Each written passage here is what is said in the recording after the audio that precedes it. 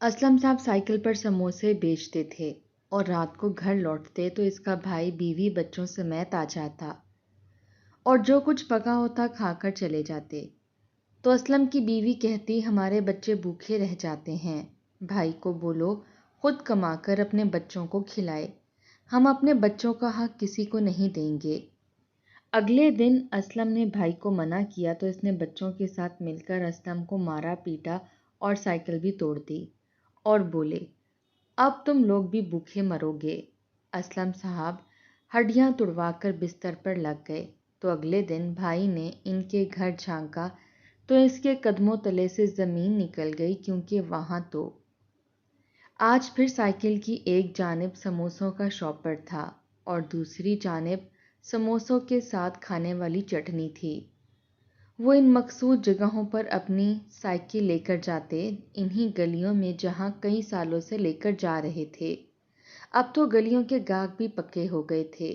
خواتین گھر سے باہر نکل کر ہی اسلم کے سائیکل کا انتظار کر رہی ہوتی کہ کب اسلم آئے اور اس سے سموسے خریدیں۔ وہ جیسے ہی گلی میں داخل ہوا شور سا مچ گیا تھا، اسلم چچا آ گئے، اسلم چچا آ گئے۔ گلی کے بچوں کا شور شروع ہوا تھا۔ اسلم کے چہرے پر مسکراہٹ چھائی۔ عمر سے پہلے سر کے بالوں میں سفیدی آنی شروع ہو گئی تھی۔ محنت کرنا کچھ آسان تو نہیں ہوتا۔ اس نے جلدی سے کاغذ نکال کر سموسے پوچھ پوچھ کے ڈالنا شروع کیے، پھر اپنی مخصوص چٹنی ڈالنے لگا جو سموسوں کی جان تھی، اور دیکھتے دیکھتے بچوں کا رش لگ گیا تھا۔ خواتین دروازوں پر کھڑی تھیں۔ اسلم بھائی آج دیر کیوں ہو گئی؟ کب سے آپ کا انتظار کر رہے تھے۔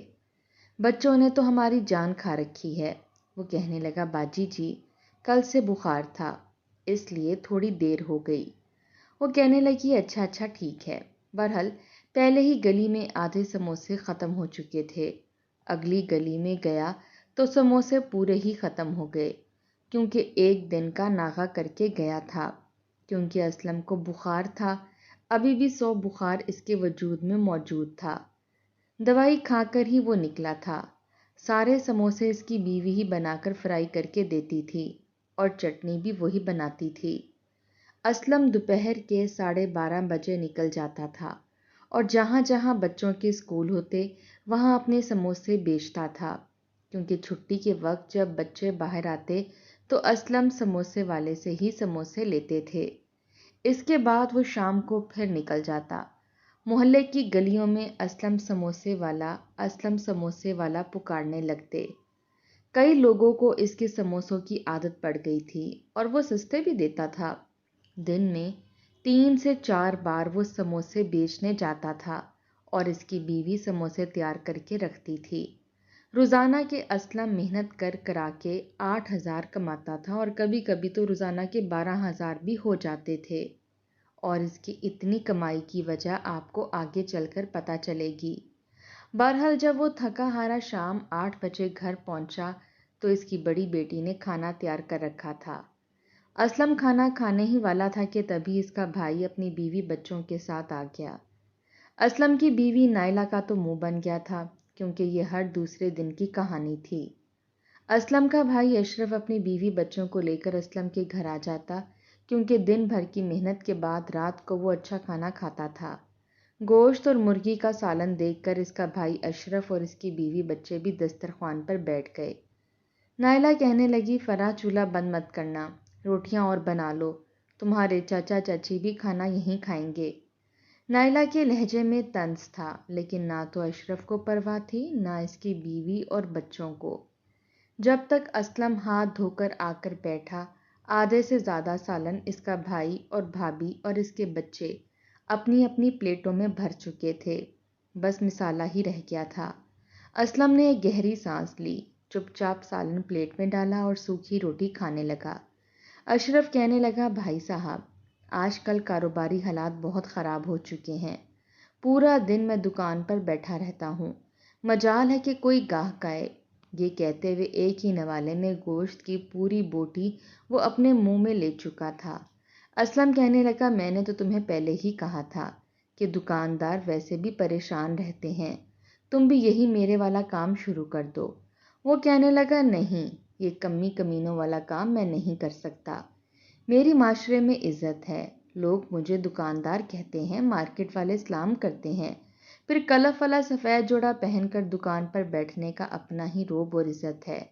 بار بار لوگ سموسے والا کہتے ہیں تو بے عزتی سی محسوس ہوتی ہے۔ ساتھ ساتھ روٹی کھا رہا تھا، ساتھ ساتھ اسلم کو باتیں بھی سنا رہا تھا کہ جو کام وہ کرتا ہے وہ باعث عزت والا ہے، اور جو کام اسلم کرتا ہے اس کی کوئی عزت نہیں ہے۔ اسلم نے گہری سانس لی، بس ایک روٹی کھا کر وہ اٹھ گیا۔ کھانا کھاتے ہی اس کا بھائی اور بھابھی کہنے لگے، فرحہ بیٹا، دودھ پتی کی چائے تو بنا کر لانا۔ جمیلہ نائلہ کے پاس بیٹھ گئی اور ایسے ہی عام نوعیت کی باتیں کرنے لگی، لیکن نائلہ نے اسے منہ نہیں لگایا۔ کہنے لگی، میں بہت تھک گئی ہوں، صبح صبح مجھے سموسوں کی تیاری کرنی ہوتی ہے، اب میرا پورا دن تو سموسے بناتے ہی گزر جاتا ہے۔ جمیلہ کہنے لگی، ہاں آپ کی بھی کوئی زندگی ہے، صبح اٹھتی ہیں اور کام پر لگ جاتی ہیں، صبح الگ سموسے، شام کے الگ۔ توبہ ہے بھابھی، آپ کی ہمت ہے جو اتنے سموسے بنا لیتی ہیں۔ وہ کہنے لگی کہ نہیں، میرے بچے بھی ساتھ لگ جاتے ہیں، اور پھر محنت میں کیا شرمانا، اللہ تعالیٰ یہی تو دیکھتا ہے کہ ہم حلال روزی کے لیے کتنی محنت کرتے ہیں، کم از کم مفت خوریاں تو نہیں کرتے۔ حالانکہ وہ تو باتوں میں نائلہ کئی بار جمیلہ کو ذلیل کر دیتی تھی کہ روز ہی منہ اٹھا کر آ جاتے ہیں، لیکن وہ ڈھیٹ تھی، کھا پی کے دودھ پتی کی چائے پی کر ہی گئی۔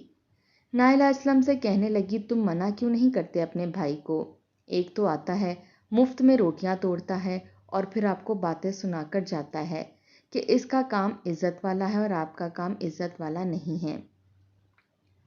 اسلم کہنے لگا، نیک بخت، چھوڑ اس کی باتوں کو، اللہ نے اس کی روزی روٹی یہاں لکھی ہے، وہ کھا جاتا ہے، کوئی بات نہیں۔ وہ کہنے لگی، میری بچیاں بڑی ہو رہی ہیں، ہماری اپنی بھی ضروریات ہیں، جب آتا ہے تمہارے سامنے اپنے کام کاروبار کے رونے روتا ہے، تم سے کبھی 5,000 کبھی 2,000 لے جاتا ہے۔ آپ نے جمیلہ کا جوڑا دیکھا تھا، پورے 3,000 کا جوڑا پہن رکھا تھا اس نے۔ میں نے ایسے جوڑے آنے جانے کے لیے سنبھال کے رکھے ہیں، کہیں مہمان جانا پڑ جائے تب پہنتی ہوں، اور وہ عام ایسے جوڑے پہن کے گھومتی ہے۔ اسلم کہنے لگا، تو اس کے میاں کا کام ہی کپڑے کا ہے، وہ لیڈیز سوٹ بیچتا ہے، جو بچ جاتے ہوں گے اپنی بیوی کو دے دیتا ہوگا۔ وہ کہنے لگی، تو کیا اسے بھابھی نظر نہیں آتی یا بھتیجیاں نظر نہیں آتی؟ جہاں روزانہ روٹی کھانے آ جاتا ہے، کیا تھا کہ ایک ایک جوڑا ہم لوگوں کو بھی دے دے، لیکن نہ جی، نہ اشرف کا اتنا حوصلہ ہے اور نہ ہی میری بھابھی کا۔ میں نے تو نہیں دیکھا اسے کہ عید پر بھی کبھی کوئی مٹھائی یا کیک لے کر آیا ہو۔ ایک آپ اس کے سارے بچوں کو 500 کی عیدی دیتے ہیں۔ اسلم کہنے لگا، سال میں ایک بار اگر 500 کی عیدی دے دی تو کیا ہو گیا؟ وہ کہنے لگی، میرا منہ مت کھلوائیں، اسلم آئے روز کبھی کچھ نہ کچھ دیتے ہی رہتے ہیں، اس بار تو جیسے نائلہ کا صبر جواب دے گیا تھا۔ اسلم کہنے لگا، میں ویسے بھی تھک چکا ہوں، مجھے تھوڑی دیر سونے دو گی کہ نہیں؟ صبح تمہارے ساتھ مجھے بھی سموسے تیار کرنے پڑتے ہیں، اگر تم محنت کرتی ہو تو میں بھی برابر کی محنت کرتا ہوں، تمہارے ساتھ بھی کام میں لگتا ہوں اور بیچنے بھی جاتا ہوں، گرمی سردی دھوپ کبھی دیکھی نہیں ہے میں نے۔ صبح سے مجھے بخار ہے، ابھی بھی جسم ٹوٹ رہا ہے۔ پھر اپنی بیٹی سے کہنے لگا، بیٹا مجھے بخار کی دوائی دے دو، جسم میں بہت شدید درد ہے، صبح پھر اٹھنا ہے۔ نائلہ کہنے لگی، ایسے ہی محنت کرتے رہے نا تو بیمار ہی رہو گے، نہ اپنی صحت کا خیال ہے اور نہ ہی اپنے پیسوں کو سنبھالنے کا خیال ہے، جب دیکھو اڑاتے رہتے ہو اپنے بھائی پر، اور وہ مزے لینے کے لیے آ جاتے ہیں روزانہ۔ میں نے آپ کے لیے گوشت کا سالن بنایا تھا اور مجال ہے کہ ایک بوٹی بھی آپ کی نصیب میں آئی ہو۔ نائلہ کا دل جل چکا تھا، اسے یہ تھا کہ تھکا ہارا شوہر آتا ہے تو کم از کم اچھی خوراک تو کھانے کو ملے۔ پھر اپنی بیٹی سے کہنے لگی، اپنے ابا کو دودھ کے ساتھ دوائی دینا، روٹی بھی ٹھیک سے نہیں کھائی۔ جتنا مرضی وہ اسلم سے لڑ لیتی تھی، بحث کر لیتی تھی، لیکن اس کا خیال بھی بہت رکھتی تھی۔ نائلہ کہنے لگی، پہلے آپ نے اپنی ساری جان اپنے بہن بھائیوں پر لگا دی، جب آپ کے ابا کا انتقال ہوا تھا تو 3 بہنیں تھیں جن کی شادی ہونی باقی تھی۔ اسلم کو یاد آنے لگا کہ اس کی ماں کتنا رو رہی تھی جب اچانک سے اس کے والد کا انتقال ہو گیا تھا۔ اسلم کے والد بھی سموسے ہی بیچا کرتے تھے اور اسی طرح ایک بار سموسے ہی بیچنے گئے تھے لیکن واپس نہیں آئے۔ پھر کسی نے آ کے بتایا کہ افضل سموسے والا بے ہوش ہو گیا ہے۔ جب اسلم اور اشرف پہنچے تب تک اس کے والد کا انتقال ہو چکا تھا۔ اس اچانک سے ہونے والے حادثے نے تو جیسے دونوں بھائیوں کو توڑ کر رکھ دیا تھا۔ سب سے بڑا اسلم تھا، اس سے چھوٹی اس کی ایک بہن تھی، پھر اشرف اور اشرف کے بعد پھر 2 بہنیں، لیکن اس وقت شادی صرف اسلم کی ہوئی تھی۔ نائلہ اس کی خالہ زاد تھی اور بچپن کی منگیتر تھی۔ شادی کو بس چند ماہ ہوئے تھے کہ سسر کا انتقال ہو گیا، اور سسر کے انتقال کا صدمہ ساس نے بہت زیادہ لیا تھا۔ سارے گھر کی ذمہ داری نائلہ پر آ گئی، لیکن پھر بھی اس نے کبھی ناک منہ نہیں چڑھایا تھا، کیونکہ سگی خالہ کے گھر آئی تھی اور بچپن سے ہی خالہ سے اور اس گھر سے اس کو کچھ خاص لگاؤ بھی تھا۔ اسلم تو جیسے ٹوٹ کر رہ گیا تھا، کہنے لگا کیسے کروں گا یہ سب کچھ؟ ابا ہوتے تھے تو سمجھاتے رہتے تھے، کیونکہ اسلم نے بھی اپنے باپ کا کام ہی شروع کیا تھا۔ دونوں باپ بیٹا سموسے ہی بیچنے جاتے تھے۔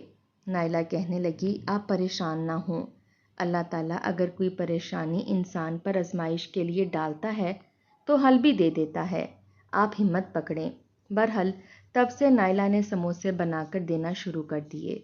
جہاں افضل سموسے والا سموسے بیچتا تھا وہاں بھی اسلم کو ہی جانا پڑا۔ اس کی والدہ بیمار رہنے لگیں۔ انہی دنوں اسلم سے چھوٹی بہن رفاقت کا رشتہ آ گیا۔ اس کی والدہ کہنے لگی کہ اسلم میں چاہتی ہوں کہ بیٹیوں کی شادیاں کر دوں، مجھے تو اپنی زندگی کا بھی کوئی بھروسہ نہیں ہے، طبیعت ٹھیک نہیں رہتی۔ اسلم کہنے لگا اماں ابھی تو ابا کے انتقال کو 6 مہینے بھی نہیں گزرے، اور آپ جانتی ہیں کہ میں اتنا زیادہ کام نہیں کر سکتا، پھر جہیز کا اتنا خرچہ کیسے ہوگا یہ سب؟ اشرف تو اس کام کو ہاتھ نہیں لگاتا، کہتا ہے کہ جس کپڑے کی دکان پر ملازمت کرتا ہوں ویسے ہی مارکیٹ میں دکان خریدوں گا تبھی کام کروں گا۔ یہ سن کر والدہ اور پریشان ہو گئیں، کہنے لگیں اللہ تمہارے کام میں روزی روٹی میں برکت ڈالے گا، لیکن میں نہیں چاہتی کہ رشتہ واپس بھیجیں، جو ہوگا کر لیں گے۔ نائلہ نے بھی اسلم کو تسلی دی تھی کہ آپ کیوں فکر کرتی ہیں، میں ہوں نا آپ کے ساتھ، آپ رشتہ پکا کر دیں، میرے جہیز کی جو چیزیں ہیں وہ سیدھی سیدھی ہم رفاقت کو دے دیں گے، جو سامان میری ماں نے دیا ہے وہ رفاقت کے ساتھ چلا جائے گا، مجھے ان سامان کی ان چیزوں کی ضرورت نہیں ہے، باقی چھوٹا موٹا جو ہے وہ بھی کر لیں گے، میرا کچھ زیور ہے وہ بیچ دیں، رفاقت کا فرنیچر بھی آ جائے گا۔ نائلہ کی باتیں سن کر اس کی ساس اسے دعائیں دینے لگی۔ رفاقت کا رشتہ پکا ہو گیا۔ اسلم نے دگنی محنت شروع کر دی، صبح صبح اسکول میں سموسے بیچتا، پھر دوپہر میں سموسے بیچنے کے لیے نکل جاتا، یہاں تک کہ شام تک یہی کام کرتا رہتا۔ مختلف گلیوں میں جاتا، سموسے بیچتا، پیسے اکٹھے کر کے اس نے بڑی عزت سے بہن کی شادی کی تھی۔ نائلہ کا جہیز لے کر رفاقت اپنے سسرال رخصت ہو گئی۔ اسلم کی والدہ نے اشرف سے کہا کہ بیٹا تم بھی یہی کام شروع کر لو، لیکن وہ کہنے لگا میں یہ کام نہیں کروں گا، میں عزت والا کام کروں گا، یہ کیا گلی میں بیٹھے سموسے بیچتے پھرو، میں یہ کام نہیں کروں گا۔ برحال ماں کے 100 بار سمجھانے پر بھی اشرف نے ان کی بات نہیں مانی، کہنے لگا کہ ابا نے جو ایک پلاٹ خریدا تھا وہ مجھے دے دیں، میں وہ بیچ کر مارکیٹ میں دکان خریدوں گا، مال ڈالوں گا اور خوب پیسے کماؤں گا۔ لیکن اس کی والدہ کہنے لگی ان پر تو تم سب بہن بھائیوں کا حق ہے، تمہارے باپ کی ہر چیز پر تمہاری بہنوں کا اور اسلم کا بھی حق ہے۔ وہ کہنے لگا بہنوں کی شادی ہو تو رہی ہے، جب بہنوں کی شادی ہو جائے گی تو ان کا کوئی حق نہیں رہے گا، ارے ہمارے باپ نے کون سی کروڑوں پیچھے چھوڑے ہیں جو بہنوں کو بھی ان کا حق دیتے رہیں، یہ مکان ہے، یہ ایک پلاٹ ہے۔ برحال اس کی والدہ کہنے لگیں جو بھی ہے حق تو 5 بچوں کا ہے۔ وہ کہنے لگا رفاقت کی شادی ہو چکی ہے اور پیسے بھی اچھے خاصے خرچ ہوئے ہیں، اس کو بولو اپنے میاں کے پیسوں پر حق جمائے، پیچھے کی طرف پلٹ کر نہ دیکھے۔ اسلم کہنے لگا یہ تم کیا کہہ رہے ہو، ابا کی چیز پر سب کا حق برابر ہے، اور ویسے بھی رفاقت کی شادی پر تم نے کیا خرچ کیا، کچھ بھی تو نہیں۔ وہ کہنے لگا میرے پاس ہے کیا، خالی یاد بیٹھا ہوں، دکان کھولوں گا کماؤں گا تو ظاہری سی بات ہے میں بھی بہنوں کے لیے خرچہ دوں گا، ان کا جہیز بناؤں گا، اور دیکھنا بھائی آپ سے زیادہ ہی پیسے میں دوں گا، آپ کو نہیں پتا کیسے دھڑا دھڑ لیڈی سوٹ بکتے ہیں، اور کام بھی عزت والا ہے۔ بندہ بڑی شان سے جا کے اپنی دکان پر بیٹھتا ہے۔ اسلم کہنے لگا، تنخواہ تو ملتی ہے نا تمہیں، تم اماں کو 1 پائی نہیں دیتے۔ وہ کہنے لگا، لو کر لو جی۔ اب آپ کو بھی اس چیز پر اعتراض ہونے لگا۔ آپ کو تو میرا ساتھ دینا چاہیے، میں یہ پیسے جمع کر رہا ہوں، اڑا نہیں رہا۔ حالانکہ پیسے جمع نہیں کرتا تھا، اپنے دوستوں میں کھا پی کے اجاڑ دیتا تھا۔ ماں کو تو آج تک کبھی اس نے 1 پائی تک نہیں دی تھی، اپنے ہی پاس رکھتا تھا۔ ایک اسلم تھا جس کے سر پر ساری ذمہ داری پڑ چکی تھی، لیکن اس نے کبھی بھی ماتھے پر بل نہیں آنے دیے۔ اشرف نے تو جیسے فساد سا برپا کر دیا کہ ابا کا پلاٹ بیچ کر ساری رقم میں لوں گا۔ تنگ آ کر اسلم کہنے لگا کہ ایسا کرو، میرے حصے کے پیسے بھی تم رکھ لو، لیکن کم از کم بہنوں کا حصہ تو ان کے حوالے کرو۔ لیکن نہیں، اشرف نے بہت فساد ڈالا۔ آئے روز گھر میں جھگڑے بڑھنے لگے۔ والدہ نے تنگ آ کر پلاٹ اشرف کے ہی حوالے کر دیا۔ اس نے پلاٹ بیچا، دکان خریدی اور باقی پیسوں سے لیڈیز سوٹ اپنے دکان پر ڈال کر بیٹھ گیا۔ یہی کہا کہ بہنوں کی شادی کا جہیز میں اکٹھا کروں گا۔ لیکن وہیں سے اشرف اور جمیلہ کے عشق کی داستان شروع ہو گئی۔ وہ کپڑے لینے آتی تھی اور شرما شرما کے اشرف کو دیکھتی۔ وہیں سے ان کی اشارے بازیاں شروع ہو چکی تھیں۔ جمیلہ بھی غریب گھرانے سے تعلق رکھتی تھی۔ پھر اس نے جب دیکھا کہ اشرف اپنی دکان کا مالک ہے، ڈھیر ساری لیڈیز کپڑے ہیں، تو گھر بھی اچھا ہوگا۔ گھر اس وقت اچھا ہی تھا۔ بہرحال اس نے اشرف کو خط لکھ کر دینے شروع کر دیے۔ دونوں کے بیچ محبت بھرے خطوں کا تبادلہ شروع ہو گیا۔ حالانکہ اسلم کی والدہ نے اشرف کے لیے بھی اپنی دوسری بہن کی بیٹی کو پسند کر رکھا تھا، اور یہ بات اشرف بھی جانتا تھا۔ پہلے تو اسے کوئی اعتراض نہیں تھا۔ اسلم کی دوسری بہن کا رشتہ بھی اسی خالہ کے بیٹے سے طے تھا، جس کی بیٹی سے اشرف کا رشتہ طے تھا، اور یہی طے ہوا تھا کہ دونوں بہن بھائیوں کی شادیاں اکٹھی کر دی جائیں گی۔ لیکن جب شادی کی بات آئی، ایک تو اشرف نے پیسے دینے سے صاف انکار کر دیا کہ اس کا کام ابھی اتنا اچھا نہیں چلا۔ حالانکہ کام اس کا اچھا چل رہا تھا، لیکن وہ خرچے جمیلہ پر ہونے لگے تھے۔ جمیلہ اس کے ساتھ ریسٹورنٹ میں جاتی، چاٹ کھاتی، گول گپے کھاتی اور میٹھی میٹھی باتیں بھی کرتی۔ اشرف مکمل طور پر اس کی محبت میں گرفتار ہو چکا تھا۔ جب اشرف کی والدہ نے کہا کہ فرزانہ کا رشتہ تمہاری خالہ مانگ رہی ہیں، وہ کہنے لگا تو کر دیں اس کی شادی۔ اشرف کی والدہ کہنے لگی، بیٹا تم نے کہا تھا کہ شادی کے پیسے تم اکٹھے کرو گے، کچھ تم کرو، کچھ اسلم کرے گا، کیونکہ پہلے رفاقت کی شادی میں تو میری نائلہ نے اپنا ہی جہیز اسے دے کر شادی کر کے رخصت کیا تھا، لیکن اس بار تم دونوں بھائیوں کو ہی کرنا ہے۔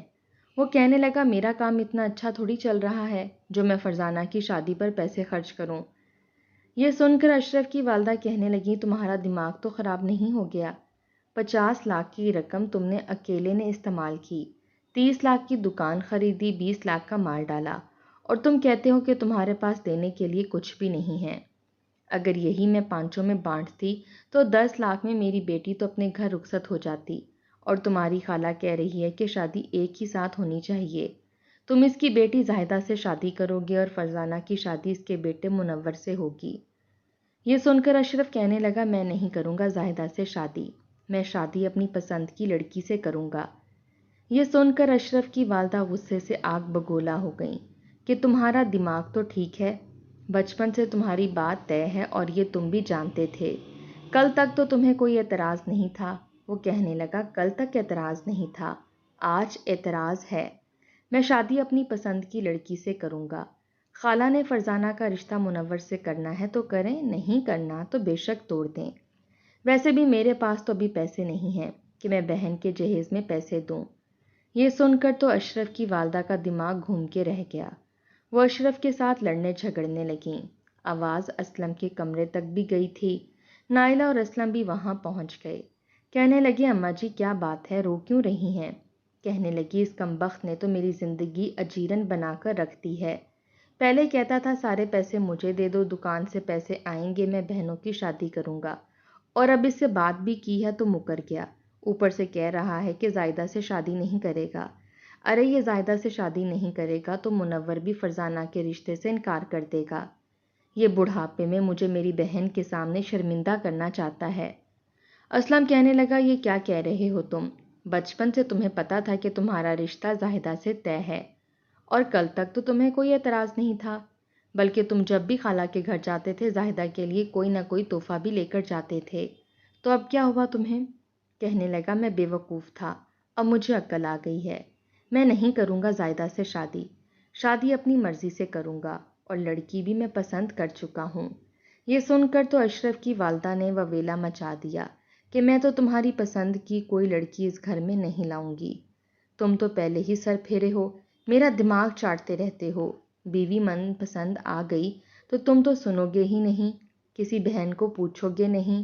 لیکن اشرف نے ضد پکڑ لی کہ وہ شادی جمیلہ سے ہی کرے گا۔ دوسری طرف فرزانہ کا رشتہ بھی خطرے میں پڑ چکا تھا۔ وہ الگ ماں کے سامنے رونے لگی کہ اس کی وجہ سے میرا گھر بھی بس نہیں سکے گا۔ والدہ کی طبیعت اتنی خراب ہوئی کہ اسے ہارٹ اٹیک ہو گیا، اور وہ بھی خالق حقیقی سے جا ملی۔ اسلم تو صحیح طور پر بکھلا کر رہ گیا تھا۔ ایک طرف والدین کا انتقال، دوسری طرف بہن کا رشتہ ٹوٹنے کا خطرہ، اور اشرف تو پاؤں میں پانی پڑنے نہیں دے رہا تھا۔ کہتا تھا شادی کروں گا تو جمیلہ سے کروں گا ورنہ مر جاؤں گا، اپنے آپ کو ختم کر لوں گا، اور یہ خط بھی لکھ کے جاؤں گا کہ میری موت کے ذمہ دار میرے گھر والے ہیں۔ اسلم بے حد پریشان تھا۔ اس نے اشرف کو سمجھانے کی بہت کوشش کی لیکن وہ نہیں مانا، تو وہ خالہ کے گھر چلا گیا۔ ساتھ میں نائلہ بھی چلی گئی۔ حالانکہ منت سماجت کر کے اشرف کی ساری بات بتائی، خالہ کے ماتھے پر بل پڑ گئے کہ اگر وہ میری بیٹی سے شادی نہیں کرے گا تو میں کیوں تمہاری بہن اپنے گھر لے کر آؤں؟ میری طرف سے بھی صاف انکار سمجھو۔ بہت منایا سمجھایا لیکن خالہ نے بھی انکار ہی کر دیا۔ وہ روئے جا رہی تھی، بے حد پریشان تھی۔ جب نائلہ نے اپنے بھائی سے فرزانہ کے لیے بات کی، اس نے کوئی اعتراض نہیں کیا۔ نائلہ نے اس مشکل وقت میں اسلم کا بہت ساتھ دیا اور فرزانہ کی شادی ہو گئی، اور شادی کا سارا خرچہ صرف اسلم نے کیا تھا۔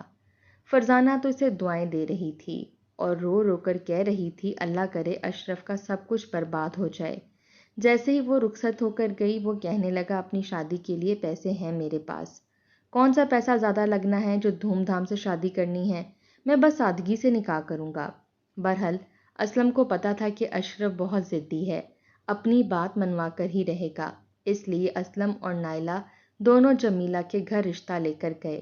حالانکہ شادی اتنی بھی سادگی سے نہیں ہوئی، سب کچھ اشرف نے کر دیا تھا کیونکہ پیسے اس کے پاس تھے، اور کچھ مال اس نے کوڑیوں کے بھاؤ بیچ کر پیسے اکٹھے کر کے اپنی شادی دھوم دھام سے کی تھی۔ لیکن جیسے ہی جمیلہ گھر پر آئی اس نے نخرے کرنے شروع کر دیے۔ حالانکہ نائلہ نے 15-20 دن اسے گھر کا کوئی کام نہیں کہا تھا، لیکن جب گھر کے کاموں کے لیے کہا کہ آدھا تم کرو آدھا میں کرتی ہوں تو کہنے لگی مجھے تو کچھ آتا ہی نہیں ہے، میں نے تو گھر میں کبھی کوئی کام کیا ہی نہیں ہے۔ حالانکہ اسے سب کچھ آتا تھا لیکن صاف مکر گئی۔ نائلہ نے شروع میں تو اسے بہت کام سکھانے کی کوشش کی لیکن وہ نہیں سیکھتی تھی۔ آئے روز کام پر جھگڑے کرنے لگی۔ اشرف کہنے لگا کہ مجھے تو آپ الگ کر دیں تو بہتر ہے، یہ گھر بیچ دیں۔ یہ سن کر اسلم کہنے لگا تمہارا دماغ تو خراب نہیں ہو گیا؟ پہلے تم نے ابا کی زمین بیچ دی، اب تم گھر بیچنے کی بات کر رہے ہو۔ سب کچھ بیچ باچ کے تم نے کرنا کیا ہے؟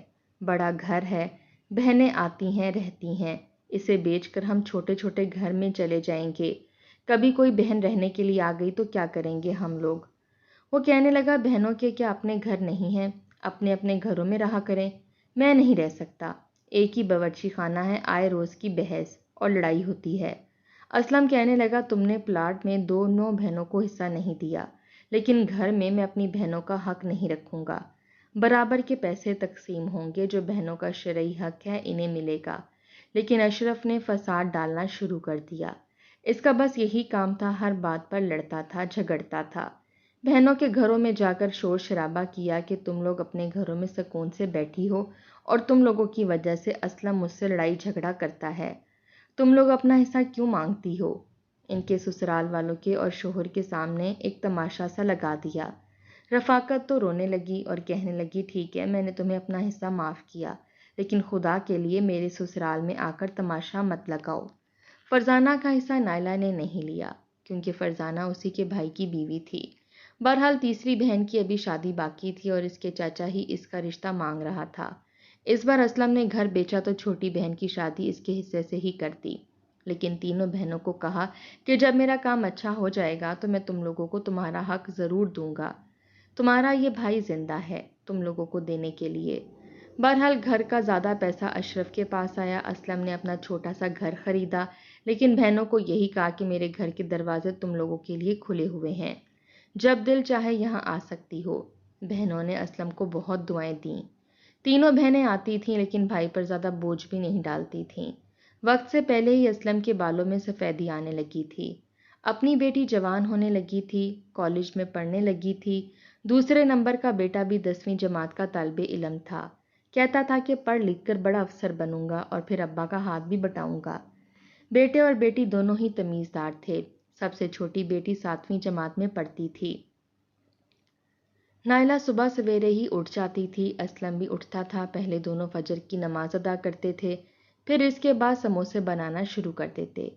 بڑی صفائی اور ستھرائی سے نائلہ سموسے بناتی، فرائی کرتی اور پھر چٹنی بناتی تھی. یہی وجہ تھی کہ محنت سے کیے کام پر اللہ نے رنگ لگا دیا. لوگ اس کے سموسے بڑے شوق سے کھاتے تھے، لیکن اشرف کی دکان آہستہ آہستہ بالکل ہی ناکارہ ہو گئی تھی. بس کچھ کپڑے ہی دکان پر پڑے تھے، باقی پوری دکان خالی ہو چکی تھی، کیونکہ جو بیچتا تھا کھا جاتا تھا. اور جب بھی جمیلہ اس کی دکان پر جاتی اپنے لیے 3 جوڑے لے آتی. حالانکہ اشرف کے 2 بیٹے تھے، لیکن وہ بھی بدتمیز اور بد اخلاق تھے. جب بھی اسلم کے گھر آتے تو پلیٹیں بھر بھر کر کھانا ڈالتے اور آدھا کھا کر آدھا جھوٹا چھوڑ دیتے. اگر اسلم کی بڑی بیٹی کہتی کہ بیٹا کھانا اتنا ڈالو کہ ختم کر لو، تم لوگوں کا جھوٹا کون کھائے گا، تو آگے سے بدتمیزی کرتے. بہرحال رفاقت کے چھوٹے دیور کی طرف سے اسلم کی بیٹی کا رشتہ آیا تھا. لڑکا شریف تھا. نائلہ نے کہا کہ اچھا خاندان ہے، شریف لوگ ہیں، میں چاہتی ہوں کہ ہم فرح کا رشتہ طے کر دیں. ویسے بھی 12 جماعتیں پڑھ چکی ہے، اب تو بیٹا بھی کالج میں آ گیا ہے. اسلم نے بھی یہی سوچا کہ یہی مناسب رہے گا، لیکن کہنے لگا تم تو جانتی ہو جو کماتا ہوں اس مہنگائی کے دور میں خرچ ہونے لگتا ہے. وہ کہنے لگی میں نے جمع کر رکھے ہیں، اب میں تھوڑا تھوڑا کافی جہیز فرح کا بنا چکی ہوں. آپ کیوں فکر کرتے ہیں؟ بس شادی کا ہی خرچہ ہے. جہاں اللہ نے آپ کی بہنوں کی شادی کروا دی، میری بیٹی کی بھی عزت سے ہو جائے گی. اور رفاقت کہتی ہے کہ جہیز کم بھی دیا تو کوئی مسئلہ نہیں ہے. بہرحال اسلم نے اللہ کے سامنے ہی دعائیں کی تھیں کہ جب بیٹی تو نے دی ہے تو عزت رکھے گا.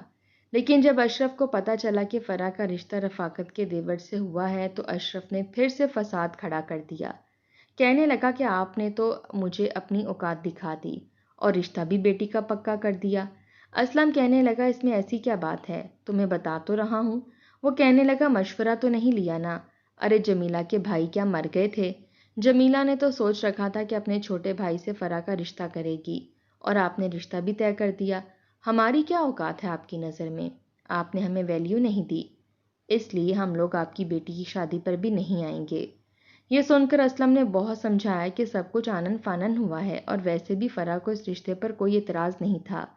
شادی تو اسی نے کرنی ہے، تو بچی کی رضامندی ہونی ضروری ہے. جمیلہ کہنے لگی صاف صاف کہنا کہ دونوں کا نین مٹکا چل رہا تھا، ورنہ میرے بھائیوں میں کوئی خامی تھوڑی تھی. یہ سن کر اسلم کے تن بدن میں آگ لگ گئی. آج تک وہ سب کچھ صبر سے برداشت کر رہا تھا، لیکن بیٹی پر الزام برداشت نہیں کر سکتا تھا. کہنے لگا جمیلہ زبان سنبھال کر بات کرو، تمہاری ہمت کیسے ہوئی میری بیٹی کے بارے میں یہ سب کہنے کی؟ ہمارے گھروں میں یہ رواج نہیں ہے کہ نین مٹکے کیے جائیں اور پھر شادی کی جائے، جیسے تم نے میرے بھائی سے کی. یہ سن کر تو جمیلہ آگ بگولا ہو گئی. کہنے لگی اشرف سن رہے ہو تمہارا بھائی کیا کہہ رہا ہے؟ اشرف بھی لڑنے کے لیے کھڑا ہو گیا. اس کے دونوں بیٹے، ایک 6 میں تھا ایک 7ویں میں، لیکن قد کاٹ کے دونوں ہی لمبے تھے.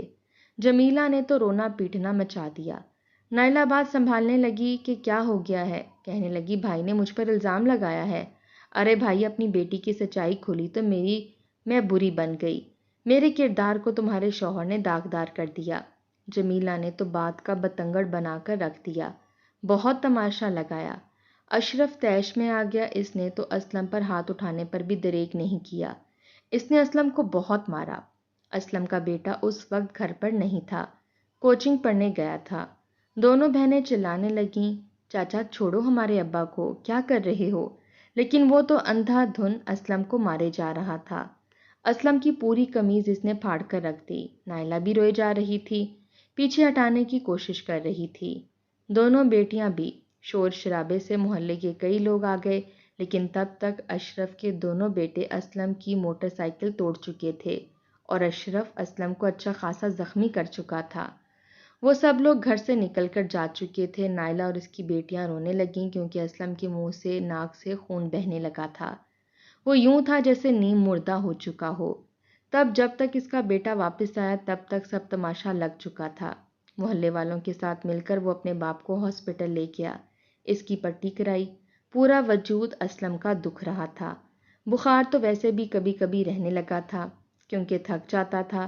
گھر آ کر اشرف کہنے لگا اب اس اسلم کے بچے کو پتہ چلے گا جب اس کی بیٹی کا رشتہ ٹوٹے گا۔ اب میں دیکھتا ہوں کہ یہ کیسے سموسے بیچتا ہے اور کیسے روز کے 10,000 کماتا ہے۔ یہاں میری کمائی ٹوٹ گئی، میری دکان بکنے پر آ گئی ہے اور یہ نوٹ پر نوٹ کما رہا ہے۔ بہنوں کی شادی اس نے کی اور اب اپنی بیٹی کی بھی شادی کے بارے میں بے فکر ہے۔ ارے ایسا بھی کیا ہے اس کے سموسوں میں کہ میری دکان نہیں چل رہی؟ میں کوڑی کوڑی کا محتاج ہونے لگا ہوں اور یہ ہے کہ اس کا ہاتھ ہی نہیں رکتا۔ جب جاؤ اس کے گھر میں اچھا کھانا پکا ہوتا ہے۔ میں دیکھتا ہوں کہ اس کی بیٹی کی شادی کیسے ہوتی ہے۔ اشرف کے اندر اسلم کے لیے حسد تھا، نفرت تھی اور وہ حسد کی آگ میں ہی جل رہا تھا۔